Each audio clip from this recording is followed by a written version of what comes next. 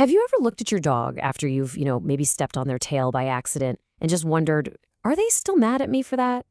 It's a funny thought, right? But what if some of the things we do, things we think are totally fine, are actually creating a real problem? It's kind of a tough question, but it's a super important one for anyone who really, truly loves their dog. So let's just dive right in.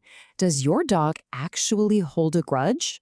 Well, in this explainer, we're going to go through 6 super common things that might just be damaging that incredible relationship you have with your best friend, and you might not even realize you're doing them.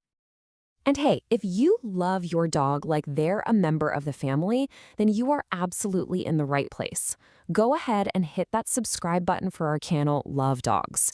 You can join a whole community of people just like you, and we'll all learn how to avoid these common mistakes together. Okay, let's kick off our countdown at number 6. Now, this is one that I think so many of us are guilty of, and the tricky part is it comes from a place of pure love. This slide, wow, it just lays it all out, doesn't it? It shows the huge disconnect between how we see things and how our dogs do. On our side, a hug is like the ultimate sign of love and affection. But for a dog, it can feel like being trapped, like they're being restrained and can't get away. Just remember, dogs don't hug each other out in the wild. It's just not a natural part of their language. So it is so important to watch for these little signs of discomfort. Things like their body going all stiff, or when they show the whites of their eyes, people often call that whale eye, or even just a slow turn of their head away from you. That's your dog quietly saying, hey, I need a little space. A much better way to show you love them, try a nice scratch on their side or chest, and let them decide when they want to come in for more affection. All right, let's move on to number 5. This one is all about a tool that can either be your dog's best friend or their worst enemy. And it really all depends on how we, as owners, decide to use it. The crates. Okay, let's be crystal clear about this one. Your dog's crate is supposed to be their calm, safe den. It's their personal sanctuary. Think of it like their own private room where they can go to feel completely secure. It should never, ever be used as a jail cell for a timeout or punishment. And here's why that's so damaging. When you use that crate for punishment, your dog doesn't learn that their behavior was wrong. Nope. All they learn is that their one safe space in the whole world is now a place that means fear and shame and your anger. And that broken trust, that is incredibly difficult to repair. Coming in at number 4 is something that happens all the time on walks, or maybe when you have guests over. And it's really all about respecting your dog's personal space and their boundaries. And here we go again with another one of those perfect examples of a difference in perspective. We think we're just being friendly, right? We're encouraging our dog to go meet new people, say hello, but from their point of view, they're being forced into a really stressful situation that they never asked for. You got to remember, not every dog wants to be the life of the party, and pushing them can create some serious, long-lasting anxiety. And the signs of this stress are actually super obvious once you know what to look for. They might start pulling back on the leash, or ducking their head down low, or even trying to hide behind your legs. The solution here is so simple. Just let them choose. Giving your dog that choice to engage or not, that builds their confidence and, most importantly, their trust in you. Okay, on to number 3. And this one is absolutely fundamental to your dog's emotional well-being. It's all about how we react when our dogs get scared.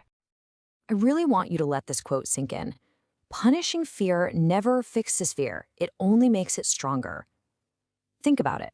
When your dog is terrified of thunder or the vacuum cleaner or another dog barking, getting angry at them for being scared is one of the fastest ways to completely shatter the trust they have in you as their protector. A scared dog isn't trying to be bad, they're communicating. They're telling you in the only way they know how that they feel unsafe. A growl or shaking or hiding under the table, those are all warning signs. Now, if you punish the warning, you're just teaching them not to warn you next time. And a dog that doesn't give a warning, well, that's a dog that might just bite without any signal at all. All right, We've made it to number 2. This one is all about understanding what it truly means to be a dog and not punishing them for it. Just take a look at these behaviors: digging, chewing, barking, sniffing everything on a walk. These are not bad behaviors. They're natural dog instincts. You could say they're features, not bugs. So when we punish them for just being a dog, they don't learn the lesson we think we're teaching. They just learn that sometimes you get really angry for reasons that make absolutely no sense to them. That confusion, that feeling of unfairness, that really sticks with them. So here's the much, much better approach. First, just identify the instinct. Is your dog a digger? A serious chewer? Second, give them a proper outlet for it. That could be a sandbox in the corner of the yard for digging, or a really tough chew toy. And third, guide them to that right choice instead of just punishing the wrong one. This way, you're building clear communication, not confusion. And here we are, the number 1 thing a dog will never forgive. This one is about a moment of pure vulnerability for your dog, and what we do in this moment can completely shatter their sense of safety with us. It's waking a sleeping dog suddenly.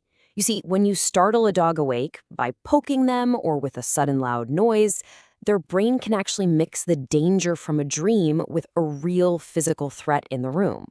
That instant panic is terrifying for them, and it can trigger a defensive snap out of pure instinct.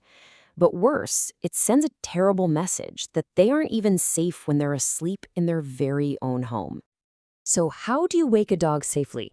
It's really, really easy. First, just call their name softly from across the room. Second, you could make a small, gentle noise nearby, like shuffling your feet, just to gently bring them out of their sleep. And third, always, always respect their rest bubble. Protecting them when they are at their most vulnerable is one of the deepest ways we can show them that we love and respect them. Okay, so let's do a quick recap of the 6 big things to avoid. Number 1, the sleep startle. Number 2, punishing their natural instincts. 3 was punishing fear. 4, forcing them to socialize. 5, using the crate as punishment. And number 6, overhugging. And I really want to leave you with this thought today. Your dog's trust is built in small moments. Make every one count. Understanding them, respecting them, and protecting them, that is the foundation of a truly unbreakable bond. So what's something new you learned about your dog today? Have you ever accidentally made one of these mistakes? I know I have. Let us know down in the comments. We can all learn so much from each other's experiences. And hey, if you found this helpful, please make sure to subscribe to Love Dogs for more insights into building an even better bond with your best friend. Thanks so much for watching.